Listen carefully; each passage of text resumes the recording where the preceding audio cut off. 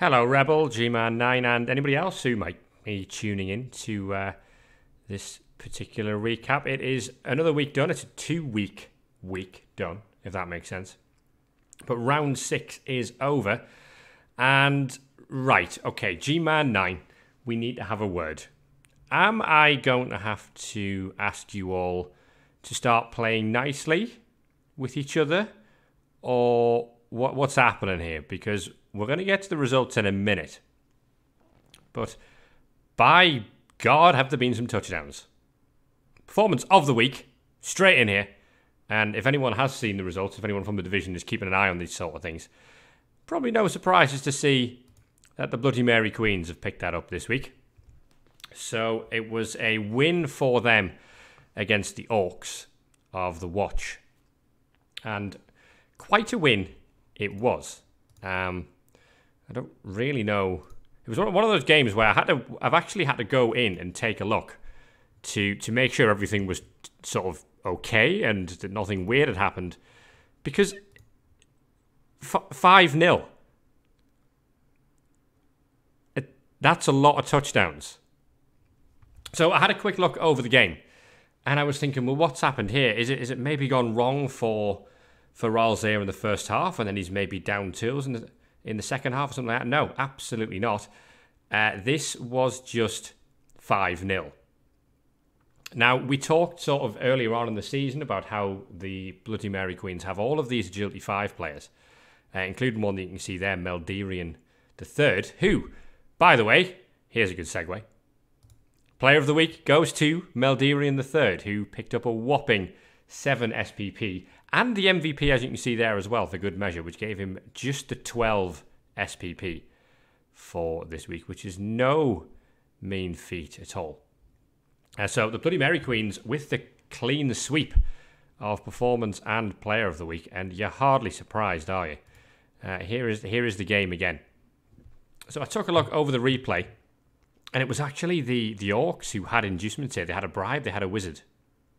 The Elves went 1-0 up early on, and were able to knock the ball loose around about turn 7. At which point, all of those Agi 5 players that we talked about came in and did their Agi 5 thing. Scooped the ball up, got it away, and basically just ran out of the range of any Orc on the field. It was 2-0 at half-time. And at that point, of course, the Orcs have got a decision to make, because they then have to really start chasing the game to try and get back level. The Elves, with the kicker, of course, able to kick the ball deep at the start of the second half, and then able to apply a lot of pressure on the Orc cage. Eventually that told. The Wizard was burned on an offensive drive for the Watch. And again, a turnover was made. The Agi 5 players did their Agi 5 things, and it was 3-0. And at that point, well, if you're Aussie, you know the game's gone. But to make it worse, there was a blitz. Another deep kick. We're now at 3-0. There was a blitz, and before you know it, it's 4-0. And then on turn 16 of the game, Soulforge was able to turn possession over again. Or the ball was in the backfield, actually. I think the Orcs might have punted it with all of the High Elves up the field, just to try and save face a little bit. But the ball was loose in the Elf half with no other Elf there. So, of course, one of the Agi 5 Elves runs back and just lobs it down the field to one of the catchers, who runs it in for 5-0 on the last turn. So, performance of the week, very possibly performance of the season from Soulforged. And, yeah, you don't want to be on the end of a 5-0 drubbing, do you? So, really, it's nothing more you can say except commiserations to Ols here. And it can't be any worse next week, can it? So, it's one of those you just have to take on the chin. But a magnificent result for Soulforged that does wonders for his touchdown difference as well. With that done and dusted, we'll move on to the rest of the results. So, here they are, the Week 6 results. And, as you can see, Bloody Mary Queens with your 5-0 win there over the Watch. But that was sort of right at the end of the game week, because prior to that, the Chosen of Papanurgle were a shoo-in for the performance of the week, winning 3-0 against the Boondock Skinks. Impressive stuff for the Nurgle to be able to win that game 3-0. Although I do believe that in an attempt to save his team from all of the Claw Mighty Blow, Moondingo, perhaps sensibly, you could argue, sort of left his players on the floor in the second half once he realised the game was up, and just tried to avoid taking any further damage in that one. Elsewhere, Quiguanas 1, Hack Slash and Mutilate 1. Well, it's not really a great result for either team, that one, is it? It's another non-defeat for the Humans, who are still waiting for that elusive first win. But for both teams looking to move up into the mid-table, a draw doesn't really do either of them any favours. Good game there in the fourth slot. Sci-Fi Samurai 2, Erwender's Requiem 3. So Erwindor continuing this habit of giving me no idea what to expect from him at all. A loss one week, a win the next week, and it's another win for him this time in a high-scoring game against Cthulhu Collector's Lizard Man team. Shock and Gore 1, Aaron Elfos 0. A narrow win for Gruff, who is getting his season back on track now after a couple of dodgy weeks around week 3 and 4. The Big Cups 2, Sneaky Blinders 0. The Dwarfs go marching on, and that is 4 straight wins for Juvisac now. Against all those Goblins was probably a likely result. Tricky game for the Underworld. But a very solid result for the Big Cups, who will continue to lead the way at the top of the table. And finally, Hubat 1, Sabertooth Vag 3.02. Another win for the Wood Elves to keep up that pressure at the top of the table. So all of the teams towards the top of the table picking up good results there. None of them really dropping any points at all to allow any other team to open up a gap. So it's kind of status quo. We'll go into some of the results in more detail now. So we'll start with the second game, because we've already done the first one in a bit of detail. So Chosen of Papa Nurgle 3, the Boondock Skinks 0. 15 armor breaks for the Nurgle. It's pretty much what you'd expect from them these days. Just a 2 in response from Moondingo, who really wasn't able to have any effect at all on this Blood Bowl match. Throwing just 11 blocks, as I think in the second half, as we say, downing tools, making sure his team made it to the next week. It's a tactic that I suppose some people might throw their hands up and say, well, you know, you're giving your opponent an easy win there, but at the same time, if you don't have a team for subsequent weeks, then you're giving everyone else an easy win, I suppose. One of those things that I would always suggest never giving up with Blood Bowl. We've seen, if you manage to catch some of the streams, that it's possible to win matches with 4 players, depending on the sort of team you're playing. Even against Nurgle. We saw in GMAN Division 1 the other week, Thomas T winning with just 4 Dark Elves against a full complement of 10 Nurgle players. So it can be done. But of course it can't be done if you just leave the whole team on the floor. But nonetheless, a good haul of SPP again for the Chosen of Papa Nurgle, who are now approaching the 2,000 TV mark.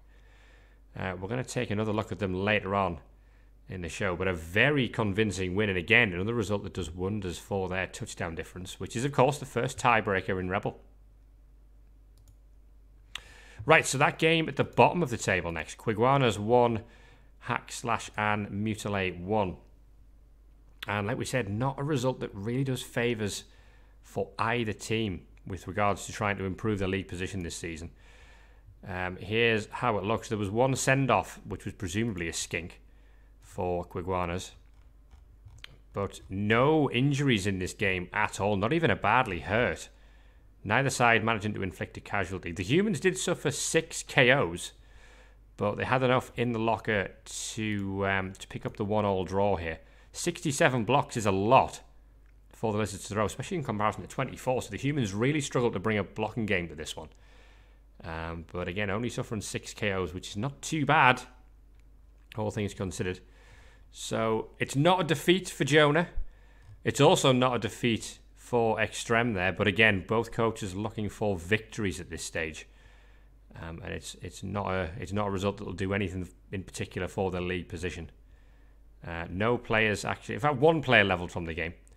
The Human Blitzer Rogue, who had block guard, managed to pick up a level up, which is good news for him, of course. Just having a look on rebel.net now to see what that was. He doesn't appear to have rolled it yet, so there we go. Can't advise on a level that hasn't been rolled. So I guess we will move swiftly on to that match between the Sci-Fi Samurai and Erwender's Requiem. A 3-2 result for Erwender's Undead team, and it'll keep him in around the mid-table pack. And you're about to see what was very, very bad news for Cthulhu Collector. An MVP on one of his skinks who promptly died. Never great news, but at the same time, it was about to go to level 4. If he hadn't rolled a double, you'd have been considering firing him anyway. They get a bit bloated, you skinks, when they start getting all of those agility skills. But it looks like it was quite an even game. Not too much in the way of armor breaks. Although, having said that, there was a particularly nasty set of injury rolls for Cthulhu Collector, who's going to be missing a few players for his next game. We're going to take a look at that in the injury report. Erwindor similarly suffering a niggle on a rookie ghoul who will presumably be fired. But he did manage to level up his block sure hands ghoul, which is, again, always a good thing. He has picked up tackle, so there's actually quite a bit of tackle now on that undead team, which isn't too bad. We've got a block tackle strip ball here in Charles-Francois Tepes, and the block tackle of the other one. Quite even in the blocking game, but yeah, we've obviously been looking to score touchdowns quickly here, and Erwindor managing to come out with a 3-2 win, which bumps him up a little bit in the table. And if he can get another win next week, then he'll actually be in with half a chance of the playoffs, or certainly being in that race. More undead for you, and Shock and Gore with a 1-0 win against the struggling Dark Elves of Aaron Elfos. Machu, who unfortunately for him missed his game last week against the Bloody Mary Queens, taking an admin defeat there, but did come back this week and unfortunately suffered another 1-0 loss, which looked something like this. 12 armor breaks from the undead to 6 from the Dark Elves, whose assassin Rayo Paseante there picking up an MVP. So if we can get him leveled up, if you can roll a double multi-block stab is pretty good, actually, if you can get that on an assassin, because of course you get to make 2 stab blocks rather than 1. So if you roll a double on an assassin, you take multi-block all day, because things like Mighty Blow aren't really all that much use to him, because Mighty Blow doesn't affect stab. Undead with good control of the ball, 62% ball possession means that they pretty much had this game under control for the vast majority of things. Just the one casualty suffered, which as it turns out was to the MVP ghoul there, Rotcrawler, who did level, but unfortunately at armor value 6, you would suggest that would be the end of his career. But much like Erwindor, another good result for Gruff, who keeps himself sniffing around that potential for a playoff challenge. Both of the undead teams actually with identical records, which is interesting enough, in their second seasons here. But a good win for Shock and Gore nonetheless. Match 6 is the Big Cups with a comfortable 2-0 win against Sneaky Blinders.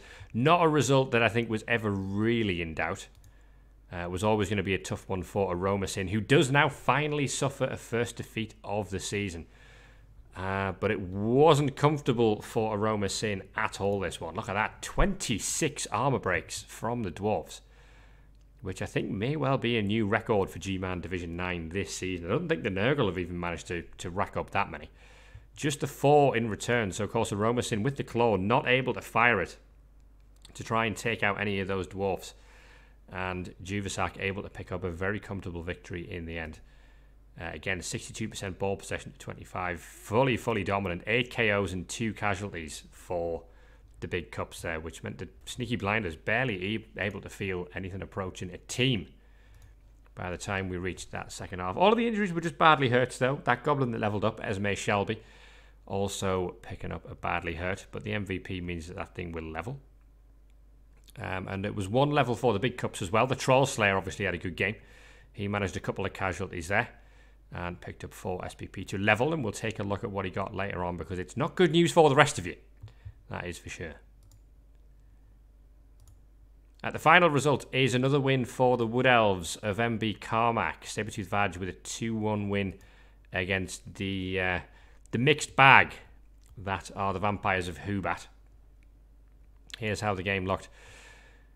Hubat with 12 armor breaks to the Wood Elves 6. They did manage to level 2 vampires in this game. Duke Rex Crane picked up block, and our old friend Count Vladislav the Blood Dragon, the Bloodstep vampire, managed to level, but that level hasn't been rolled yet, which might suggest it's something good.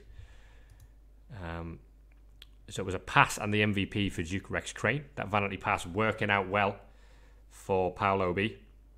And a touchdown for Count Vladislav, the Blood Dragon. Was good news there. Managing to get a casualty on Count Manfred Draco and a pass on Count Amadan the Vane. The Agi6 Vampire is good news. And the Wood Elves with a modest amount of SPP, but good SPP nonetheless. The blocking game actually fairly even, which is surprising enough. You would have expected the Vampires to maybe take a bashier approach against the Wood Elves there, try to remove as many of them as they can. But once all is said and done, it's another win for Sabertooth Vaj, who are having a good season, as I think I predicted they probably would at the start. Their team's coming along quite nicely. And that's now 2 wins on the spin for them. Okay, so we've had a look at the results, the performance of the week, and the player of the week, and that brings us on to the injury report. And it's not a good week to be a Lizardman coach, because the vast majority of this is going to be looking at Lizardman teams. And we are going to start with the Boondock Skinks, who of course came up against the Nurgle of Chosen of Papa Nurgle. And they lost a Saurus, and it was a good one in the process. The guard block Saurus is now dead, which is pretty dreadful news. Smecker is no more. He's been replaced by Connor the Second there, so we're at a full complement of Saurus still. But losing one of the only 2 guards on the team is not good news at all for Moondingo, who's struggling to get development on his Saurus without losing them, it seems. In fact, it might actually be Tlan of Ziggurat there who's the new Saurus, rather than Connor the Second. But yeah, he's been able to replace him. He had the funds to do that. But at the same time, that Croxigo is now a massively important part of that team with the Black Guard stand firm. Until we can get the rest of the Saurus leveled up. This one here is a couple of SPP away. This one is 4 SPP away. So we're almost there with a few of them. But once they get block, it's a long way to go again until they can pick up another skill. And you really do generally want to pick block up on the vast majority of them first, just to reduce the risk of those turnovers. So bad news for Moondingo. And elsewhere, there was also bad news for Cthulhu Collector, because while the Boondock Skinks lost one of their Saurus, the Sci-Fi Sauri lost pretty much all of their Skinks. So a little bit of nominative determinism going on there, which is always fun. So the team themed around the Saurus, managing to keep all the Saurus alive, with the exception of H-Beam Piper. There's just an MNG on that one. But they lost all their Skinks, and the Boondock Skinks lost all of their Saurus, or at the very least an important one. So not great news for either Lizardman coach there. Cthulhu Collector losing a whole bunch of Skinks in this game. Of course, the one that picked up the MVP in the match, taking a dead, and also suffered an armor bust on 0101, who's been replaced by 0110 in, I assume that's some sort of binary system he's got going on there for naming those players. So yeah, bad news for Cthulhu Collector, but at the end of the day, losing a couple of Skinks is far better than losing a couple of Saurus, you have to say, or even losing one Saurus based on the value of the players.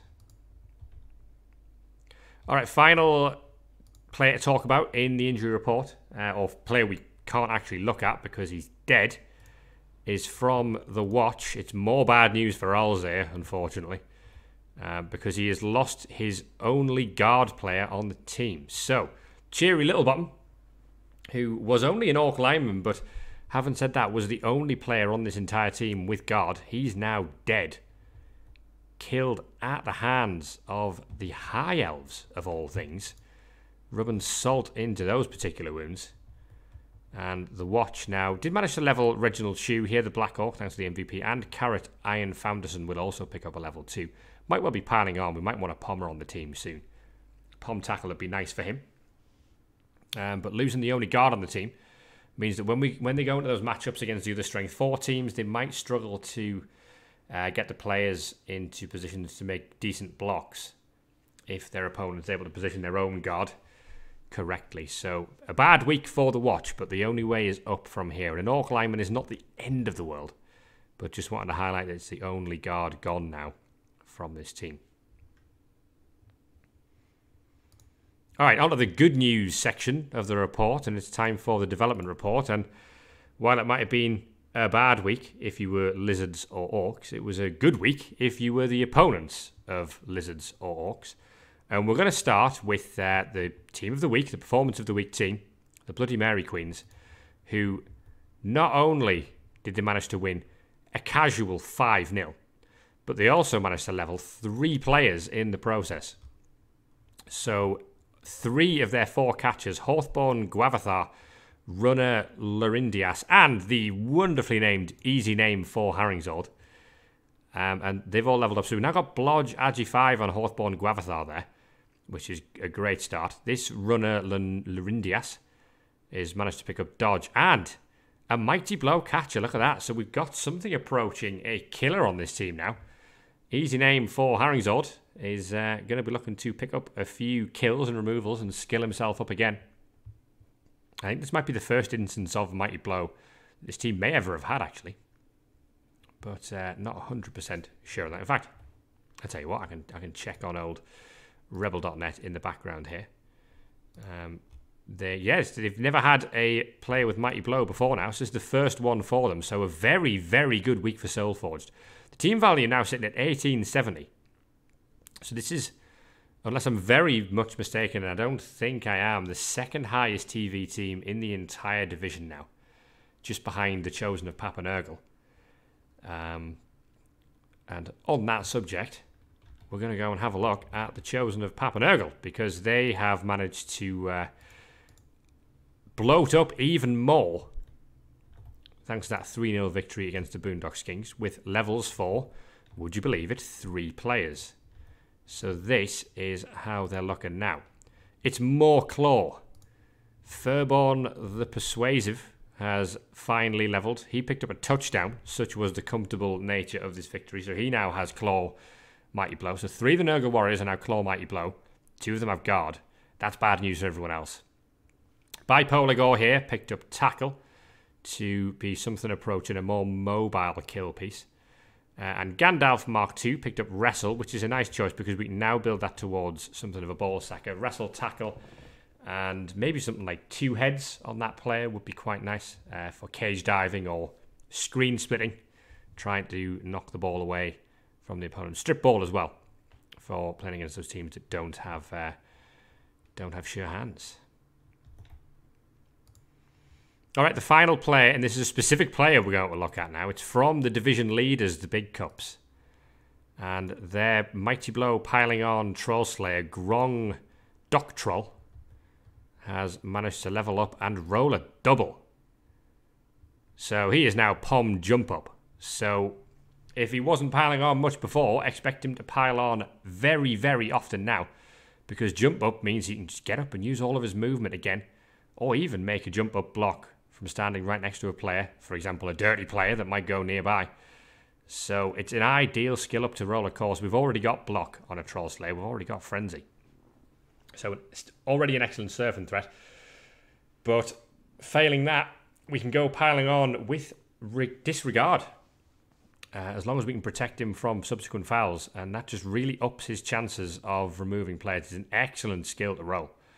And if we can maybe just find some Tackle with his next level, which even though it's a few SPP away, it shouldn't take him too long to get that 19 SPP to find another level. So a good week for Grong Dock Troll and a very good week for the Big Cups. And we can see that here. So here's the form guide. The Big Cups still running away at the top there with 9 points from their last 3 games. It's actually 12 points from their last 4 games. Because they won the match prior to these 3 as well. So on an absolute tear at the moment, the Dwarves. But Sabretooth Fards 3.0 and now the Bloody Mary Queens keeping good pace with them. Those teams both taking 7 points from their last 3 games. It's been a while since either of those sides suffered defeat. And in fact, the High Elves haven't been defeated yet this season. Their record is 3-3-0. So they're going great guns. On the other side of things, the Watch, look, becoming the first side to pick up 3 defeats in a row. So they're now right at the bottom of the form table. And it's all gone wrong for Ralsei, who was leading the table around about week 3.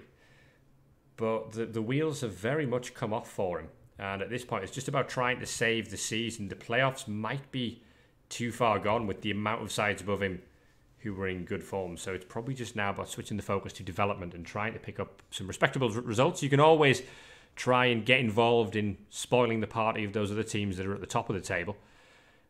Plenty still to play for. The other two teams down here are Hubat and Aaron Alphos. And that's significant because it means that Hack, Slash and Mutilate, despite the fact that they haven't won yet, are not in the worst 3 teams in terms of form now. So they've actually picked up 2 points from their last 3. Whereas the Vampires and the Dark Elves have only picked up 1 point apiece. Hubat slightly ahead of Aaron Alphos on the count back because they won in week 4. But the Dark Elves really struggling this season. And the Vampires, as you'll occasionally find with Vampire teams, it's just trying to string together anything approaching coherent results. This is why it's so impressive to see coaches like Random Boy up in Division 1 now doing so well with Vampire teams, because they are such a hard team to coach. And it's useful to have a look at coaches like that, see exactly how they play and wait and pick up some tips. But at the moment, tough times for Hubat, tough times for Aaron Alphos, and indeed very tough times for the Orcs of the Watch. But as I said before, fingers crossed, the only way is up from here. Okay, time for a new graphic as promised, and we have now the path to the playoffs, top 6 league table. So here they are. We've got the big cups leading the way on 15 points. Have suffered 1 defeat, but it's 5 wins outside of that. So there is only 1 playoff spot to play for. There should be a light blue line here in between first and second place to highlight that as the playoff spot. But for some reason, that doesn't seem to have shown up after I've exported the image. So I'll have a look into why that is next week, and we'll try and fix it for you.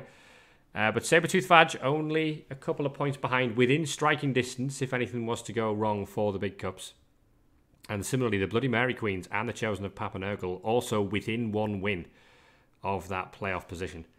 And all 4 teams with pretty good touchdown differences. Weird to see the Wood Elves with the worst touchdown difference of all 4 of those teams. Granted, there's a High Elf team in there as well, but that's Dwarfs and Nurgle with a superior touchdown difference to the Wood Elves there. So that is interesting to see. You can see as well that the 3rd and 4th place teams are actually undefeated, but it's just been converting some of those ties into wins that are the reason why they're not up towards the top of the table. But at the same time, if you can't win a Blood Bowl match, one of the most important rules of Blood Bowl is if you can't win, the next thing you need to do is make sure you don't lose. And at the very least, Soulforged and Lava Jackal have been able to do that. And it's that lack of a mark in the loss column that has kept them in touching distance, despite the fact they've got less overall wins than the 2 sides they are hunting down. Meanwhile, in 5th and 6th, you can see it's Shock and Gore and Erwender's Requiem there. The 2 undead sides, pretty much identical records. Shock and Gore with a slightly better touchdown difference at this stage of the season. But both of those teams, if they can get a good few results, if they can maybe pick up something like 7 points over the next few weeks, they can keep themselves in touching distance there. That would be 2 wins and a draw. So it would put either of them or both of them on 17. Of course, if the big cups keep on their winning streak, and there's very little the undead can do, but all you can do really if you're Gruff or if you're Erwindor is just keep winning your own games and hope that the sides above you slip up. They all have to play each other at some point, remember. I don't think any of these sides have actually faced each other particularly. I know Chosen of Papa Nurgle and Shock and Gore have played, but the others may still all have to play against each other. So there is plenty still to fight for here in Division 9. So, as always, we'll finish off with a look ahead to the Week 7 fixtures, and it's an absolutely huge game to start off with. Look at that one at the top. Bloody Mary Queens against the Big Cups, 3rd against 1st. Soulforged in great form now, taking on Juvasak, who is in better form than anybody else in the division. Plenty of wins there across the last few weeks. And, well, I mean, the Bloody Mary Queens might have won 5-0 against the Orcs, but, of course, the Dwarfs, while they might be a slower team, they do have a lot more of that pesky tackle skill for taking down Elves. So it's going to be a very similar scenario to the Blue Mary Queens game against the Watch. If they can turn the ball over, nick possession, and maybe sprint away, then the Dwarfs are really going to struggle to catch them up. And there's a chance that the Elves could run up a pretty big score. But having said that, if the Dwarfs are able to get things caged up, keep things locked down and remove Elves at a pretty decent rate, then there's every chance they could pick up a really important win here as well. It's a massive, massive game for both coaches. If Soulforge is able to win, he will leapfrog Juvasak in the table because his touchdown difference will be better. They'll be tied on points. It doesn't necessarily mean he'll go top because we need to see what happens in MB Carmack's game. But I think this is the biggest game of the season so far, and it's going to really tell us a lot about which teams are going to be in that playoff race. The Dwarfs are going to pick up a couple of hundred K in inducements. So it'll be interesting to see whether he goes for a wizard, maybe a few bribes, or if there's anything else that Juvasak might have up his sleeve for trying to deal with all of this Agi 5 that the Elves have at their disposal. Okay, match 2 looks like a bit of a slam dunk, doesn't it? It's the Chosen of Papanergal taking on Adan Elfos. One side up in that playoff race and the other, unfortunately, down towards the bottom of the table and really struggling to pick up any points at all. So you have to say, with the state of Lava Jackal's team, he's heavy favourite for this one, despite the fact that Adan Elfos are going to pick up something in the region of 200k or 260k in inducements. So Elves with inducements, never a bad thing. We might see him pick up a wizard and look to utilise that to his advantage. Also, the option to pick up some star players as well if he feels they may help. Eldril Sidewiner, of course, or Eldril Sidewinder, as you should call him. But Rebel memes suggest that he's called Eldril Sideliner these days because he often just gets knocked out the first time you punch him. I'm 99% certain Eldril's available to Dark Elf teams. I'd be surprised if he wasn't. But yeah, we'll see what match you can do. If you can pick up any sort of result here, it's going to throw a right spanner into Lava Jackal's push for the playoffs. So plenty of opportunity for Matthew to claim a bit of a scalp here. But at the same time, there's also plenty of opportunity for his team to be horribly mangled. Right, so again, sticking with the top 4, Sabertooth Vads 3.0 are next up. They are playing the Boondock Skinks, who are, of course, down one of their Saurus this week. So it wasn't one that had tackle, but it did have block, which is useful for knocking down Elves that maybe only have dodge only. But MB Carmack's in good form, and again, you would make him heavy favourite to win this one, especially with War Dancers that are able to jump into cages against Skinks, and especially when the Lizardman team have just lost a Guard Saurus, which is, of course, very useful as a cage corner in that sort of situation. The Wood Elves actually are down on TV as well to Mundingo's team, so we'll be able to pick up some inducements for good measure. It might not be much. It might only be one Bloodwiser Babe, for example. But still, it's a slight advantage, and you would make MB Carmack, again, the favourite to win this one. I don't know if Mundingo has the toolkit available to him to really make enough of a dint into the Elves. He really needs his one Mighty Blow Saurus and the Croxagore to be firing on all cylinders when it comes to the blocking game.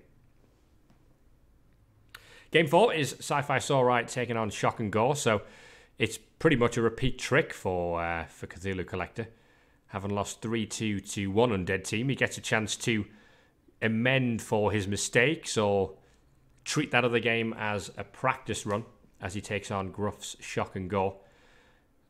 Based on the fact that Cthulhu Collector lost last week to an Undead team, you would suggest that that would make Gruff the favourite to win this one. But at the same time, if Cthulhu Collector was able to learn any lessons, maybe hone some areas of his strategy for that game, there's every chance he can pick up a good result here. Despite the two mummies, the Lizards are pretty much going to have the strength advantage in this game, despite the fact they are down a Saurus. In terms of inducements, it's 1570 TV for the Saurus and Gruff at 1440. So it's actually the Undead who will have a little bit of inducement cash to play with. Shock and Gore looking quite trim, actually, considering how well they're doing in the table. So they're able to make use of those inducements for their own advantage. could maybe sit on the fence and call this one as a draw, but if I had to pick a winner, I think you'd pick the Undead. Okay, it is a classic Orc versus Human matchup next, as the free-falling Orc team of Alzir, the Watch, take on Hack, Slash and Mutilate. And, I mean, this is one of those games, isn't it, where if you're Alzir, you're looking at this fixture and saying, well, realistically, I'm facing the bottom of the league Human team. I couldn't really have picked out a better fixture to try and halt this slump in form. But at the same time, if you're Jonah, you might be looking at the struggles that Alzir is going through and saying, well, you know what, this might be as good an opportunity as I might get to pick up a first win of the season. So both coaches with plenty of incentive here. Overall, I think you would probably favour the Watch just because of their slightly improved league position. But we'll see what Jonah is able to bring to the table. The Watch sitting at 1350 TV prior to a level up they have to take, while the Humans are at 1400, also with level ups to take. So it looks like it'll be the Orcs picking up a little bit of inducement cash here. Not something that I think is going to massively affect the game. They could maybe dump a little bit of bank to pick out a bribe or something of that nature. But overall, I think I would slightly favour the Orcs, but don't be surprised if this ends up in a third straight draw for Hack, Slash and Mutilate. Okay, game 6 is between 6th and 7th. Irwinder's Requiem and Sneaky Blinders. The two pretty much mixed bag teams of the division right now. Irwinder's Requiem, we never ever know what we're going to get from them. Sneaky Blinders, it was previously draws consistently, but now it's one of each across the last 3 weeks. A draw, a win and a loss. So they've managed to get back to that symmetrical record that was so important to Aromasin. You would again, I think, probably just about favour the Undead here. The natural advantage that the Underworld have would be that Claw. But of course, regen can make that kind of irrelevant. So I think overall you would favour Irwinder to win this one. Just ahead of Aromasin's Sneaky Blinders. And the final game is very difficult to call. It's 11th versus 10th. Not really a game that's going to have too much bearing on the playoff race, this one. I don't think either team is really in a position to challenge now, being so far behind at this stage. But Hubat taking on Quiguanas. Both coaches will be very, very keen to get a win. And actually, if Quiguanas can pick up a victory, then they won't be looking too bad at all in the league table. They're currently on 5 points, but 8 would push them right up towards 7th or 8th position in the table as things currently stand. So would keep them right away from those bottom reaches of the table. Having said that, Hubat also on the same number of points. They've got identical records, even as far as touchdown difference here. One win, 2 draws, and 3 defeats each. So very, very difficult to call, both with a -2 touchdown difference. Realistically, you probably back the draw. But if I had to pick a winner, well, Hubat's only win this season came against a Lizardman team, the Sci-Fi Samurai. So if you can repeat that trick, then there's every chance for Paolo B to move up into that mid-table area of the division. But both coaches will be wanting to pick up a good result there. That is certainly for sure. All right, guys, that is going to wrap it up for the Week 6 recap.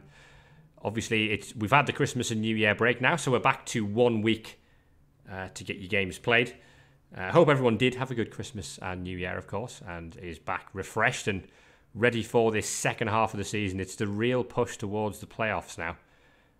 We've got 4 or 5, maybe 6 teams right in this race in Division 9 and only the 1 spot to play for. So the pressure is only going to ramp up over the next few weeks, and we'll be back in about a week's time, maybe a little bit less, to see how Week 7 went.